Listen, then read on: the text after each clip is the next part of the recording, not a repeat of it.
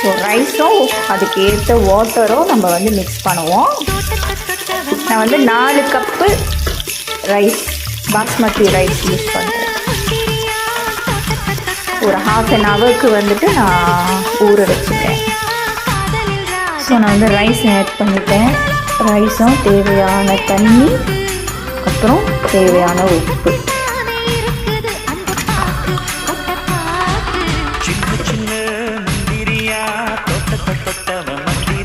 So இப்போ வந்து நம்ம 7 minutesக்கு வந்துட்டு ப்ரெஷர் குக் வந்துட்டு போட போகிறோம்.